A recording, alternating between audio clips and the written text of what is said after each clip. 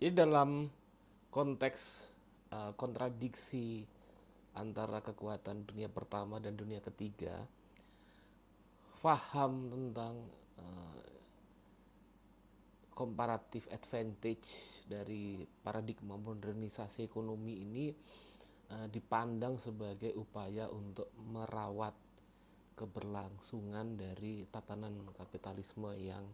menempatkan negara dunia pertama tetap menjadi negara yang memiliki keuntungan ekonomi yang lebih dominan karena sumber daya ekonomi tetap bisa diserap dan mendorong industrialisasi dunia pertama dan ketergantungan dari negeri dunia ketiga. Nah, dalam konteks ini kemudian pandangan dari Raul Prebisch ini diteruskan oleh kalangan-kalangan ekonom kritis dari perspektif dependensia, dan salah satu yang penting misalnya juga ada salah seorang ekonom namanya Paul Baran. Paul Baran ini berangkat dari perspektif Marxis yang menekankan ketergantungan ekonomi itu tidak bisa dilepaskan dari corak hierarkis kelas sosial di negeri-negeri dunia ketiga, di mana konteks struktural yang mengedepankan kekuatan dominan dari kaum feodal beraliansi dengan kekuatan dominan yang dekat dengan kekuatan kapitalis yang di mana mereka mendapatkan bantuan-bantuan luar negeri yang kemudian didistribusikan oleh mereka kepada kekuatan-kekuatan terbatas dari lingkaran kekuatan dominan tadi, itu melanggengkan tatanan problem struktural dari ketergantungan dunia ketiga untuk bisa melampaui hambatan-hambatan ekonomi politiknya yang berlangsung. Nah, Paul Baran ini kemudian menawarkan suatu konsep upaya di mana problem ekonomi warisan kolonial tidak bisa dilepaskan dari problem ekonomi politik dari berkuasanya kekuatan dominan secara struktural tadi, di mana dari sinilah kemudian muncul ide gagasan yang menguat di kalangan dependensia yang disebut sebagai upaya melakukan delinking kapitalis ekonomi dari relasi ketergantungan dengan dunia pertama. Nah, selanjutnya di Amerika Latin ini juga yang sangat mempengaruhi perkembangan kekuatan proyek politik dunia ketiga muncul dari Kuba, yang setelah keberhasilan dari revolusi Kuba di bawah kepemimpinan Fidel Castro dan Che Guevara tahun 1959, mereka kemudian menjadi model dari munculnya kekuatan-kekuatan baru pembebasan nasional di dunia ketiga yang mengedepankan isu tentang armed struggle atau perlawanan bersenjata. Dan proses dari perjuangan dunia ketiga ini kemudian menempatkan revolusi dengan menggunakan senjata ini menjadi satu pola baru dari ekspresi kekuatan politik dunia ketiga, di mana mereka menganggap seperti Fidel Castro dan Che ini menganggap bahwa model-model konferensi dan isu dengan membangun dukungan internasional melalui gerakan non-blok dan juga Asia Afrika yang mengusung pada peaceful coexistence itu pada kenyataannya tidak mampu mendorong perubahan-perubahan yang lebih revolusioner, sehingga kemudian mereka menawarkan bahwa upaya yang lebih kuat dan lebih radikal yang mengarah pada dukungan-dukungan terhadap pemberontakan yang mengusung gagasan perlawanan bersenjata itu menjadi suatu hal yang patut dipertimbangkan. Apalagi hal ini tidak bisa dilepaskan bahwa pada saat uh, hal itu terjadi, keberhasilan dari Vietnam untuk melawan dominasi imperialisme Amerika Serikat itu menjadi suatu hal yang sangat penting dan menjadi suatu isu dunia yang menggerakkan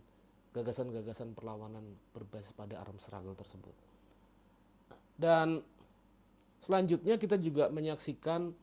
bahwa selain pada quest atau perjalanan dari dunia ketiga, dari mulai pada tahun 1927 di Brasil, di Bandung 1955 di Mesir tahun 1957, kemudian muncul juga di Tehran, di Belgrade dan di Amerika Selatan. Kita juga menyaksikan momen yang disebut sebagai jebakan-jebakan yang menghambat pemajuan politik dunia ketiga tersebut. Di mana kemudian salah satu hal yang menjadi isu pada konteks pitfalls atau jebakan itu adalah munculnya kudeta-kudeta militer terhadap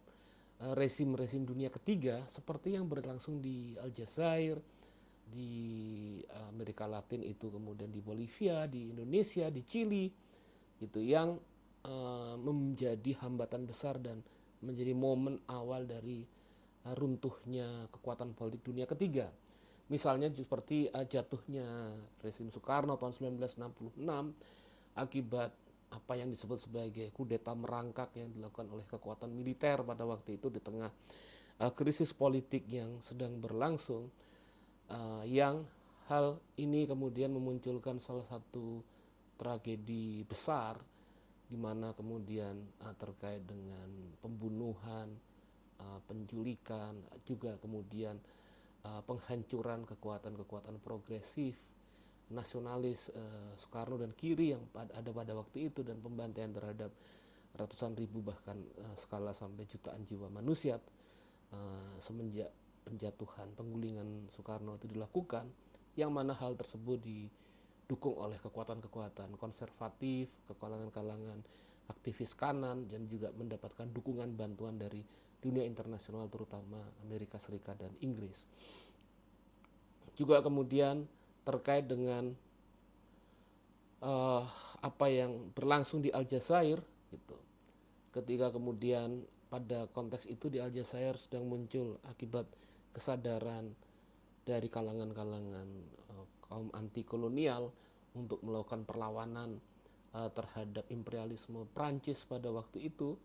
yang kemudian memunculkan rezim dunia ketiga sosialis yang memunculkan Presiden Ahmed Ben Bella dengan institusi partai yang disebut sebagai FLN, dan kemudian diingatkan oleh Frantz Fanon dalam bukunya The Rage of the Earth bahwa salah satu jebakan adalah ketika kemerdekaan itu berhasil dicapai, maka kemudian struktur negara yang muncul dan konstruksi nasionalisme itu kerap kali menghambat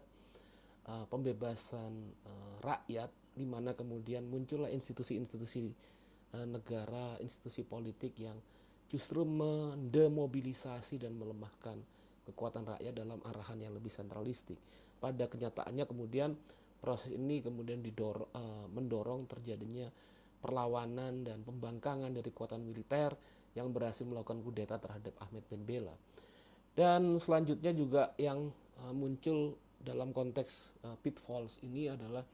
bahwa upaya-upaya dukungan yang dilakukan oleh Amerika Serikat dan sekutunya terhadap proses munculnya kekuatan reaksioner ini kemudian tidak hanya berlangsung dalam bantuan-bantuan ekonomi dan dukungan politik, tapi juga muncul dalam bentuk produksi rezim pengetahuan dalam konteks political development. Misalnya diutarakan seperti diutarakan oleh Vijay Prasad, seperti yang diusung oleh salah seorang political scholars kenamaan Amerika Serikat namanya Samuel Huntington pada tahun 1968, itu menulis buku judulnya Political Order in Changing Societies. Dia mengutarakan bahwa dalam buku tersebut, dalam kondisi di mana penting untuk menjaga suatu tatanan politik yang lebih stabil untuk mendorong pembangunan ekonomi, maka dalam konteks suasana kondisi yang berubah ini memungkinkan munculnya militer untuk menjaga kondisi dan kemudian melakukan pengawasan terhadap artikulasi politik pembangkangan yang kerap kali muncul di negara-negara dunia berkembang. Dan sebetulnya hal itu menandai upaya proyek dari relasi kuasa kekuatan dunia pertama untuk menghambat dan mencegah munculnya kekuatan-kekuatan kritis yang memiliki basis sosial politik yang kuat dari kaum progresif untuk melakukan subversi terhadap proyek pembangunan tatanan kapitalisme di negeri-negeri dunia ketiga. Dan selanjutnya buku ini diakhiri dengan suatu kondisi yang muram dan tragis yang diberi judul oleh Vijay sebagai dalam bagian assassination, di mana kemudian pada konteks hal tersebut assassination atau penghancuran kekuatan dunia ketiga itu ditandai oleh terjadinya krisis ekonomi politik tahun 1970-an yang melemahkan kekuatan dunia ketiga, di mana pada saat itu kemudian diikuti oleh proses yang pelan-pelan berkembang terkait dengan pelemahan kekuatan sosialisme dan Uni Soviet yang disertai oleh tampilnya dorongan kekuatan baru yang disebut sebagai kekuatan neoliberalisme yang berhasil membebaskan kapital dari belenggu-belenggu dan batasan-batasan politiknya, di mana kemudian modal itu bisa berkembang lintas batas, dan di dalamnya dalam proses neoliberalisme ini kekuatan-kekuatan borjuasi secara internasional itu menitipkan agenda dan kepentingannya kemudian melalui institusi-institusi keuangan internasional seperti International Monetary Fund, World Bank, dan juga kemudian membangun regulasi, membangun tatanan sosial, ekonomi, politik yang mendorong pada deregulasi terhadap batasan-batasan kapital. Yang kemudian disinilah kita bisa menyaksikan di mana mulai munculnya kebijakan neoliberalisme di India dan juga kemudian hancurnya inisiatif untuk membangun sosialisme di Indonesia, di negara-negara Amerika Latin, yang menghasilkan munculnya corak desain pembangunan ekonomi di bawah kapitalisme yang bersanding dengan model politik otoritarianisme, di mana kemudian dalam konteks ini salah satu diplomat internasional yang menjadi protagonis dari kekuatan kanan ini adalah seperti Raja Ratnam di Singapura, di mana kemudian Singapura dan negeri-negeri dunia ketiga ini kemudian dalam konteks mendorong pola kapitalisme yang menjadi antitesis dari isu dunia ketiga ini, kemudian memunculkan gagasan-gagasan seperti Asian values, di mana otoritarianisme dan pertumbuhan ekonomi mendapatkan legitimasi dari nilai-nilai kultural Asia. Dan selanjutnya momen dari assassination atau penghancuran dunia ketiga ini juga muncul dari tumbuh dan berkembangnya kekuatan-kekuatan reaksioner yang berbasis agama yang ditopang oleh kekuatan minyak dan misalnya kekuatan-kekuatan yang membangun hubungan relasi yang lebih akomodatif dengan Amerika Serikat seperti yang muncul di dunia Arab, yang mana kemudian menghasilkan rezim-rezim politik dan artikulasi budaya yang reaksioner yang bertolak belakang dari isu-isu yang lebih progresif yang diusung oleh kekuatan dunia ketiga. Nah selanjutnya kalau misalnya kita memberikan catatan kritis terhadap buku yang sangat bagus ini dari Vijay Prasad, Darker Nation, saya memberikan catatan kritis terutama dalam konteks bagaimana membaca Darker Nation dan politik dunia ketiga ini di Indonesia. Kalau saya lihat bahwa penjelasan dari Vijay Prasad terkait dengan gagasan, ide, dan posisi politik dari Soekarno sendiri, saya pikir ada yang perlu dikoreksi karena meminggirkan berbagai hal dan nuansa yang penting untuk memahami Soekarno. Misalnya bahwa ketika Vijay Prasad dalam memahami Soekarno tuh di awal itu berpijak pada buku Revolution and Nationalism in Indonesia karya George McTernan Cahin, dia mengutarakan bahwa Soekarno ini memproyeksikan suatu gagasan dan ide yang mengakomodasi kepentingan dari kelompok yang terbatas, dalam hal ini kelas menengah yang hadir di Indonesia pada era pergerakan nasional. Nah, saya lihat bahwa pijakan atau rujukan dari Vijay Prasad pada George McTernan Cahin ini sebetulnya masih kurang kuat karena sepertinya Vijaya Prasa tidak membaca langsung karya dari Bung Karno yang berdiri di bawah bendera revolusi. Kalau kita mau melihat gagasan dan ide yang diproyeksikan dalam pandangan-pandangannya dalam bentuk partai politik PNI dan Partindo pada waktu itu, di mana dalam buku di bawah bendera revolusi itu diutarakan konsep tentang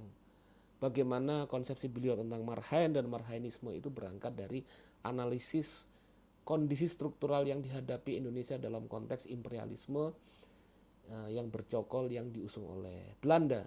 di mana penghancuran kelas-kelas sosial dalam uraian Bung Karno itu kemudian membuat kalangan-kalangan kelas-kelas sosial yang beragam di Indonesia sendiri mengalami pelemahan-pelemahan kekuatan. Dan dalam konteks ini juga pada saat itu terjadi penghancuran terhadap kekuatan buruh, sehingga kemudian dalam analisis konteks historis konkret yang muncul pada saat itu, maka kemudian munculkan formulasi Marhaen sebagai upaya untuk melakukan persatuan dari kekuatan-kekuatan kelas sosial untuk membentuk yang disebut sebagai Front Nasional. Dan juga kemudian dalam konteks ini Soekarno juga memiliki pijakan terhadap perspektif analisis Marxis yang cukup kuat, karena kemudian beliau mengutarakan pentingnya kekuatan kelas buruh yang meskipun pada waktu itu menjadi kekuatan yang lemah tapi memiliki porsi yang luar biasa, dijelaskan dalam analisis Marhaennya untuk memajukan revolusi nasional dan selanjutnya juga revolusi sosial. Nah, dalam konteks ini misalnya isu yang seperti diutarakan oleh Vijay terkait dengan internasionalisme itu juga menjadi bagian dari ide utama dari Soekarno ketika beliau mengutarakan tentang sosionasionalisme, suatu nasionalisme yang berpijak pada susunan masyarakat Indonesia dan terhubung dengan kesadaran internasionalistik, karena perjuangan pembebasan nasional tidak bisa dilepaskan dari upaya melakukan kritik terhadap tatanan kapitalisme. Itu yang menjadi core dari gagasan Soekarno. Juga misalnya terkait dengan pandangan sosiodemokrasi, bahwa demokrasi politik tidak cukup, diperlukan juga perluasan demokrasi dalam ruang-ruang ekonomi, yang dimana isu tersebut menjadi bagian fundamental dari ideologi dari Soekarno. Nah, di sini sehingga kemudian kita bisa melihat bahwa apa yang berlangsung dalam konteks perjuangan politik Soekarno tahun 60-an,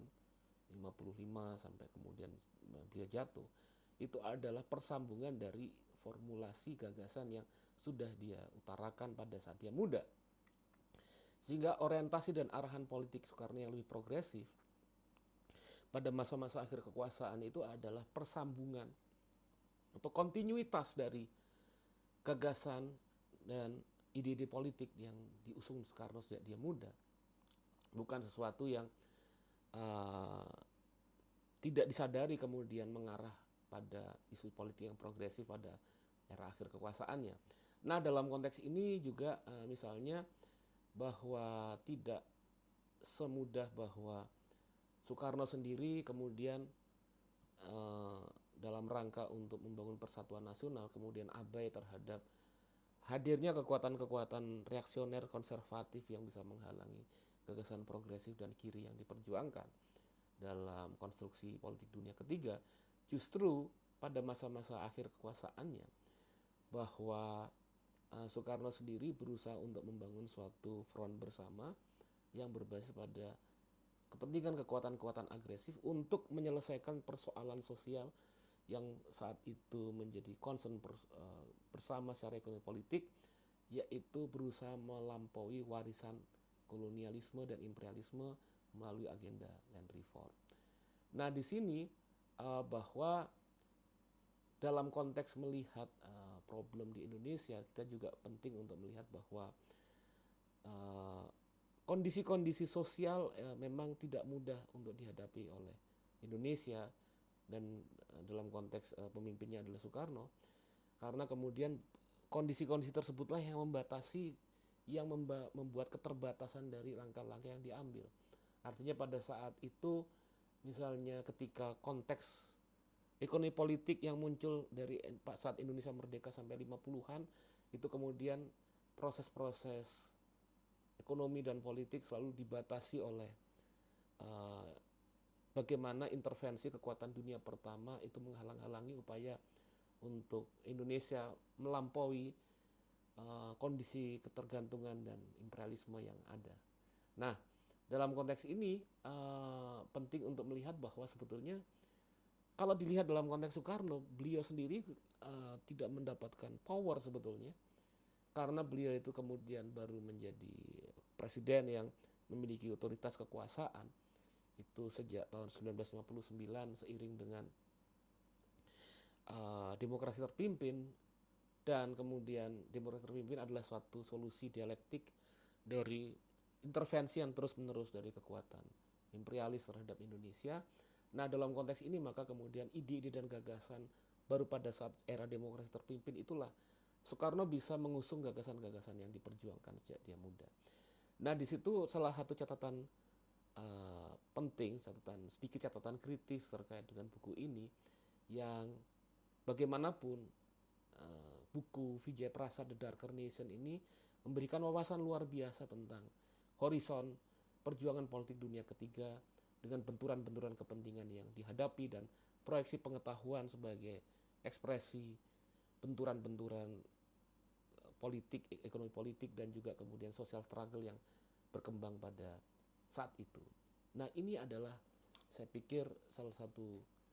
buku yang sangat penting dan yang sangat krusial untuk kita diskusikan bersama, dan dari sini dari kita melihat apa kemudian pelajaran-pelajaran penting dalamnya, kita bisa memproyeksikan langkah politik kita saat ini dan ke depan. Terima kasih. Terima kasih kawan-kawan semua. Salam literasi.